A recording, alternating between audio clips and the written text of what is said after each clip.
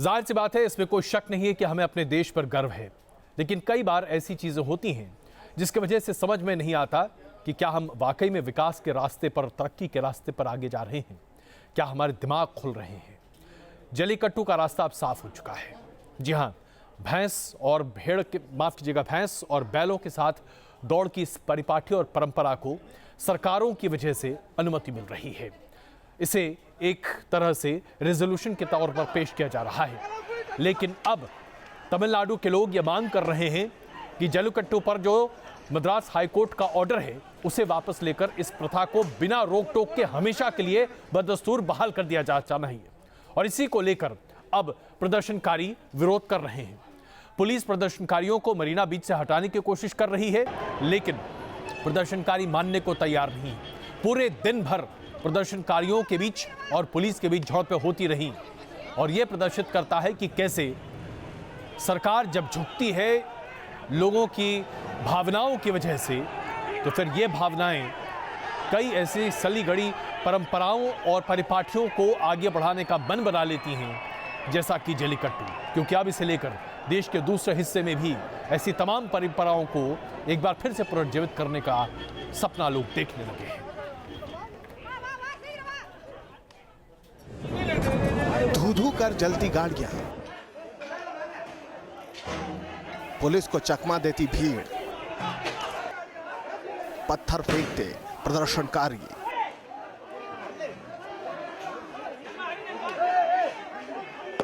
लाठीचार्ज, आंसू गैस के गोले। एक शहर सुलग उठा क्योंकि उसे पाबंदी मंजूर नहीं।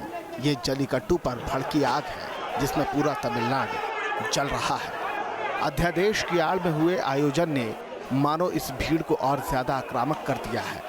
चेन्नई का मरीना बीच प्रदर्शनकारियों का ठिकाना बना हुआ है, वो हटने को तैयार नहीं। पुलिस वाले लोगों को जबरन हटाने की कोशिश करते हैं तो प्रदर्शनकारी राष्ट्रगान गाने लगते हैं, वंदे मातरम के नारे लगाने लगते हैं।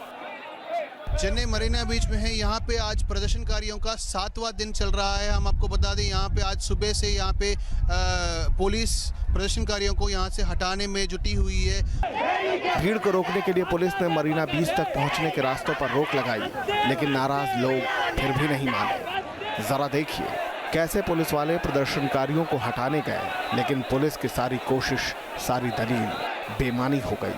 प्रदर्शनकारी किसी भी हाल में वहां से हटने को तैयार नहीं थे। बताया जा रहा है कि मरीना बीच पर 2 लाख से ज्यादा लोग जमा हो गए। इसमें छात्र भी थे, एक्टर्स भी, आर्टिस्ट भी और आईटी प्रोफेशनल्स भी।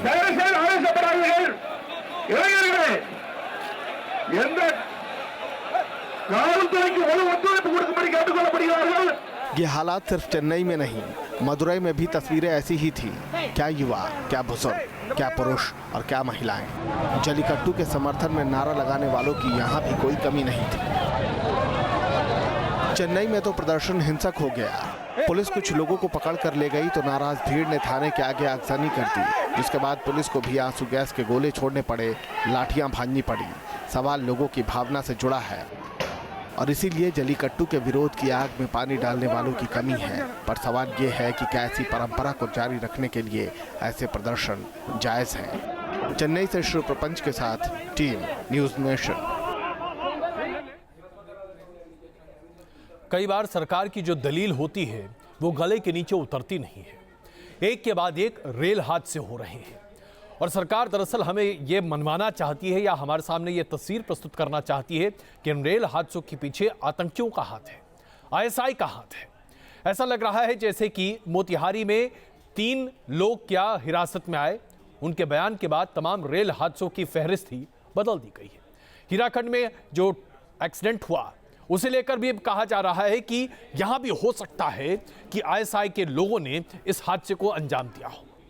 आज कोई इस बात पर चर्चा करने को तैयार नहीं है कि दरअसल ये हादसे रेलवे की लापरवाही की वजह से हो रहे हैं। इसके बारे में कोई चर्चा नहीं है। यहां थर्ड एंगल है, विदेशी हाथ। ऐसा लगता है कि सरकार हम सबों की जिंदगियों से खेलकर ही दम लेगी।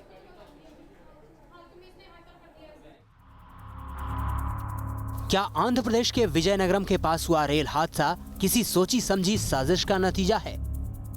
क्या कुनेरू में हुए रेल हादसे के पीछे कोई आतंकी साजिश थी? क्या रेल पटरियों के साथ किसी ने जानबूझकर साजिश रची थी?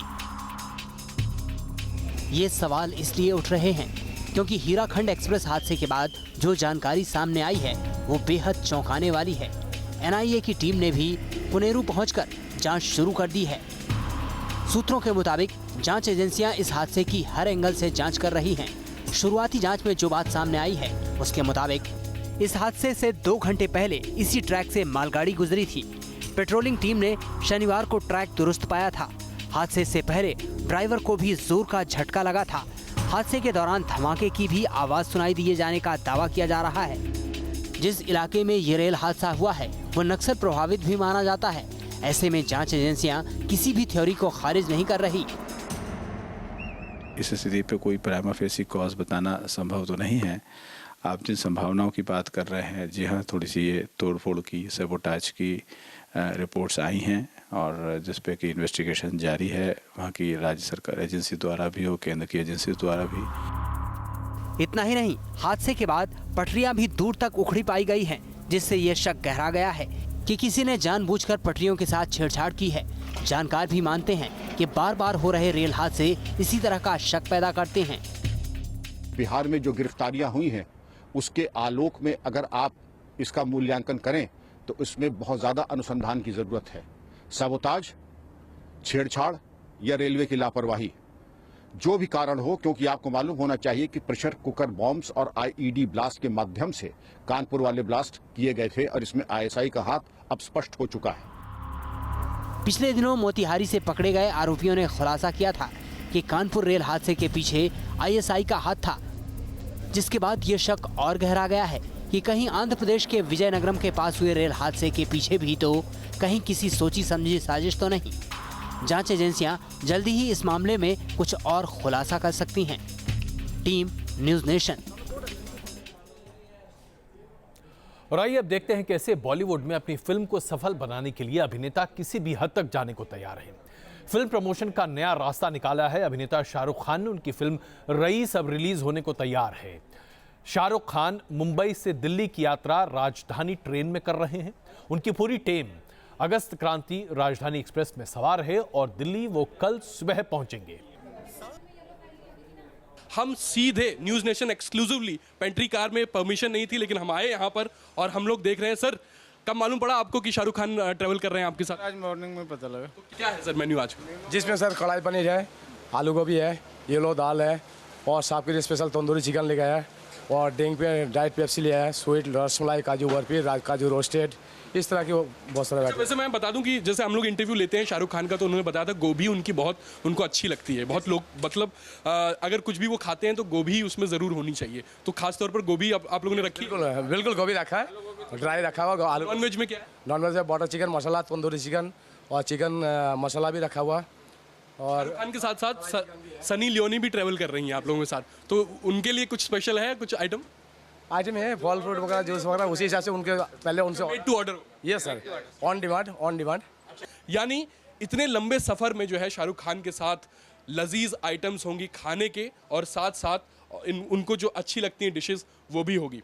वीडियो जर्नलिस्ट राजेश मालकर के साथ विकास राधेश्याम, न्यूज़ नेशन, मुंबई। जाहिर सी बात है, आप गलती से भी मत सोच लीजिएगा कि अगली बार राजधानी में आप चढ़ेंगे तो आपके लिए भी पूछ कर खाना दिया जाएगा। खाना आपको वही मिलेगा जो राजधानी मिलता है, क्योंकि भाई हम और आप शाहरुख खान तो नहीं हो सकते। हरियाणा के जींद में एक चौंकाने वाली तस्वीर सामने आई है। पुलिसकर्मियों ने यहाँ छोटे छोटे बच्चों के हाथों में हथियार दे रखे हैं। हथियारों में ये स्वचालित राइफल भी हैं, आंसू गैस के गोले भी बताए जाते हैं। बताया जा रहा है कि पुलिस वालों ने अपने हथियार उठाने के बजाय उन्हें बच्चों से उठवाया। आरोपी पुलिस वालों पर कार्रवाई करने की बात कही जा रही है और फिलहाल उन्हें निलंबित किया गया है। इन तस्वीरों को आप देखिए, स्कूल जाते ये बच्चे पुलिस वालों के हथियार उठा रहे हैं, क्योंकि बेचारे पुलिस वाले बहुत थक गए थे, इसलिए बच्चे उनका हथियार उठाकर ले जा रहे हैं ताकि पुलिस वाले अपनी थकान को निकाल सकें और बंदूक के बोझ से अपने आप को मुक्त कर सकें।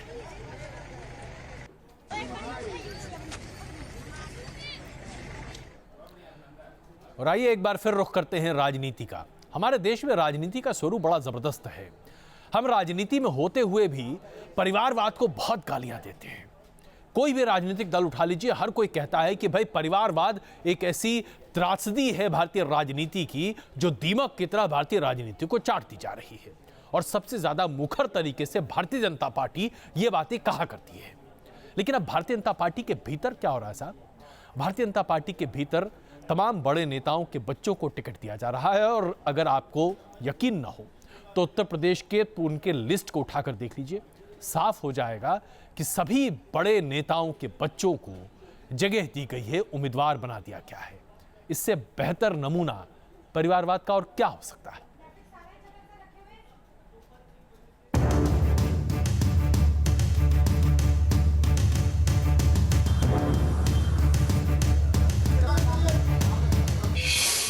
नोएडा से राजनाथ सिंह के बेटे पंकज सिंह,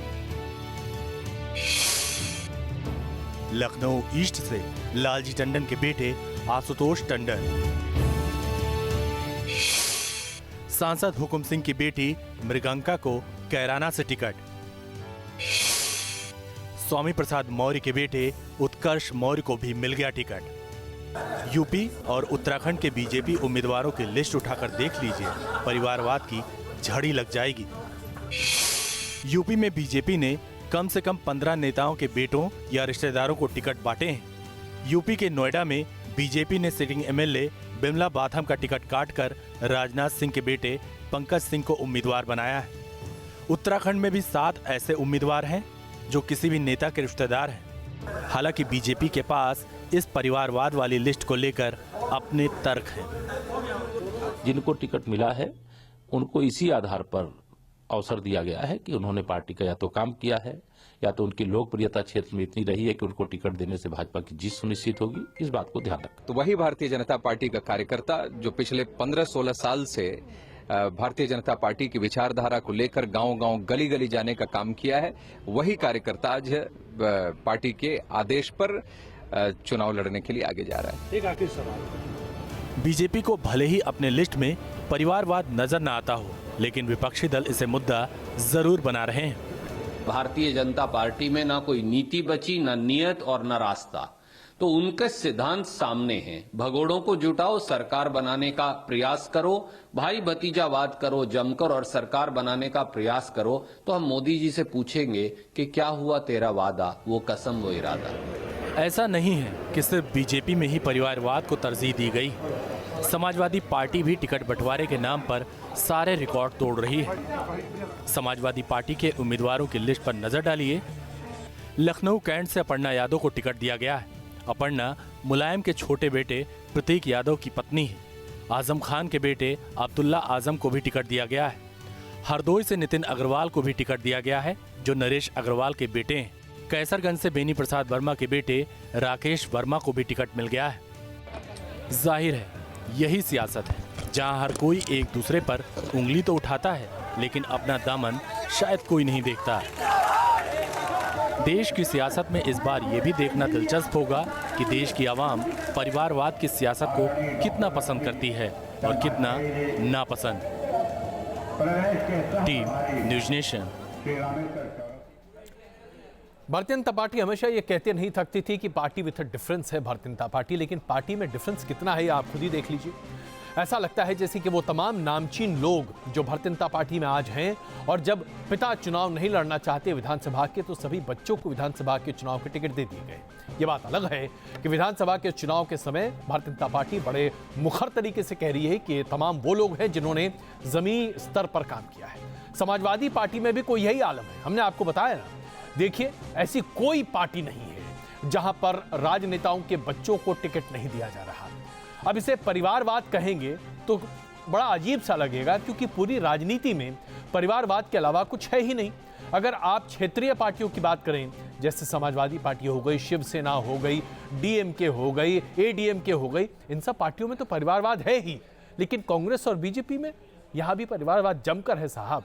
तो सब कुछ दिखाने के हैं और करने के बिल्कुल अलग। लेकिन अब आइए आपको दिखाते हैं कि कैसे राजनीति का स्वरूप जब बदलता है तो चेहरे जो पर्दे के पीछे छिपे होते हैं वो सामने आ जाते हैं। प्रियंका गांधी ने उत्तर प्रदेश में कांग्रेस और समाजवादी पार्टी के बीच गठजोड़ को फॉर्मलाइज करने में जो भूमिका निभाई है, उसने एक बात स्पष्ट कर दी है कि उत्तर प्रदेश में अगर आज किसी का दमखम चल रहा है कांग्रेस में, तो वो है प्रियंका गांधी। आप इन्हें कमजोर ना समझें, जाहिर सी बात है प्रियंका गांधी लंबे अरसे से राजनीति में लुका छिपी का खेल तो खेल रही थी, लेकिन अब खुलकर सामने है।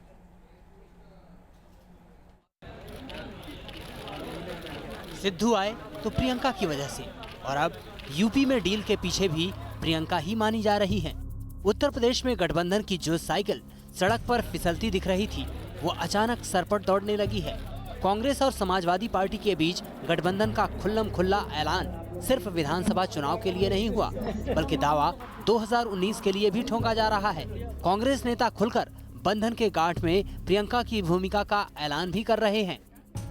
किस तरीके से किन किन ने बात की, इसके बारे में मैं कोई ना मुझे जानकारी है, ना मुझे कोई इसको बताने की आवश्यकता है। लेकिन श्रीमती प्रियंका गांधी जी का विशेष इसमें रोल रहा है और उनको काफी हद तक श्रेय जाता है। लेकिन और भी लोग, बहुत लोग थे जो कि बात कर रहे थे, जिसकी वजह से संभव हो सका। ये ऐलान बताने के लिए काफी है कि पर्दे के पीछे रहकर प्रियंका कांग्रेस की रणनीति को धार देने में जुटी हैं। उनके चुनाव लड़ने की वकालत कांग्रेस के कई नेता कार्यकर्ता पहले भी करते रहे हैं, लेकिन तब तक उन्होंने खुद को सिर्फ राहुल और सोनिया के लिए प्रचार तक सीमित रखा। लेकिन माना जा रहा है कि 2017 के दंगल में वो डिम्पल यादव के साथ साथ नजर आएंगी, तो दूसरी ओर राहुल और अखिलेश भी साथ साथ प्रचार करते नजर आ सकते हैं। सूत्रों की माने तो राहुल अखिलेश हर चरण के लिए 2 रैलियां और पूरे चुनाव के दौरान करीब 15 रैलियां साथ कर सकते हैं। कहा तो ये भी जा रहा है कि डील में समाजवादी पार्टी के कई नेता कांग्रेस के निशान पर चुनाव लड़ सकते हैं, और ये सब कुछ मुमकिन हुआ है प्रियंका की वजह से। यानी देर से ही सही, सबसे मुश्किल जंग के लिए कांग्रेस ने अपना तुरुप का पत्ता बाहर निकाल लिया है। Team news nation. अब जरा पंजाब की बात कर लेते हैं। फटा पोस्टर निकला हीरो। जी नहीं, बिल्कुल ये बात नहीं है। पंजाब में तो ऐसा लगता है कि कई कांग्रेस के पोस्टर ही न फट जाएं। मुख्यमंत्री के 2 उम्मीदवार सामने आते दिखाई दे रहे हैं। कैप्टन अमरिंदर सिंह तो हैं ही, नवजोत सिद्धू भी अपने पोस्टर के जरिए यही साबित करने में लगे हैं कि भाई अगर कैप्टन साहब नहीं है तो मैं तो हूं ही।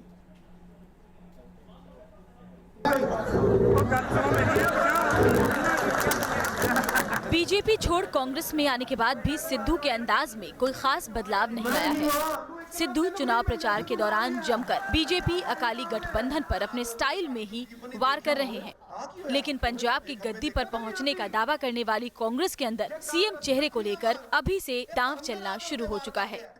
कांग्रेस जीती तो सीएम कैप्टन होंगे या सिद्धू, इसे लेकर होड़ शुरू हो गई है, जिसकी तस्वीर आप दीवारों पर देख रहे हैं। ऐसे पोस्टर अमृतसर में कई जगह लगे हैं। सिद्धू जब भी प्रचार करने निकल रहे हैं तो उनके समर्थक सिद्धू के सामने ही सीएम सिद्धू जिंदाबाद के नारे भी लगा रहे हैं। हालांकि खुद को सीएम का चेहरा बताए जाने के सवाल पर सिद्धू कुछ बोलना नहीं चाहते। राहुल गांधी और आपके पोस्टर छपे हैं that you will be chief minister of Punjab. मेरी बात सुनो, कैप्टन साहब is the leader, the high command will decide. तो ये पोस्टर्स किसने छपाए हैं? सिद्धू को कांग्रेस में शामिल करने के बाद पार्टी को जो भी फायदा हो, लेकिन कैप्टन के मुकाबले पार्टी में एक बड़ा चेहरा खड़ा हो चुका है। जाहिर है कि कैप्टन अमरिंदर कभी भी सिद्धू को सीएम पद के दावेदार के रूप में कबूल नहीं करना चाहते। आपको लगता है नवजोत सिंह सिद्धू को चीफ मिनिस्टर बनना चाहिए बिकॉज वो अगली पीढ़ी के हैं? Well, this is the decision is the Congress president का। अब किसको चाहते हैं, आगे को किसको चाहेंगे, प्रेसिडेंट जो भी होंगे वही फैसला करेंगे। बात सिद्धू की पहली रैली आज अमृतसर में और सिद्धू के बोलने का अनोखा अंदाज ऑडियंस बिल्कुल ध्यान लगा के सुन रही है और ठोको ताली पे तालियां बजा रही है। अकाली दल की जलेबियां बना देंगे सिद्धू कह रहे हैं, पर देखते हैं कि 11 मार्च को सिद्धू की बातों में कितना दम होता है और कहां तक कांग्रेस को वो लेके जाते हैं। बहरहाल कांग्रेस अभी इस मुद्दे को आगे नहीं बढ़ाना चाहेगी। ये और बात है कि चुनाव के बाद अगर कांग्रेस जीतती है तो पंजाब में सीएम पद को लेकर एक बार फिर सियासत गर्म होगी। Meetu Jain, news nation, Amritsar.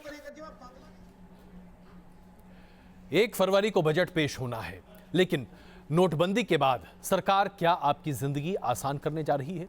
क्या मध्य वर्ग को वाकई में टैक्स में कुछ राहत मिल सकती है? आइए जरा दिखाते हैं कयास क्या चल रहे हैं, सरकार क्या करेगी। ये तो 1 तारीख को पता चल ही जाएगा।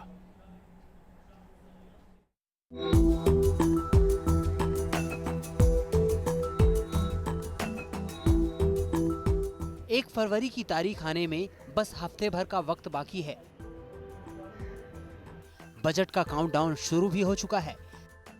ऐसे में सबसे बड़ा सवाल यही है कि इस बार सरकार जनता की झोली में क्या लाने वाली है।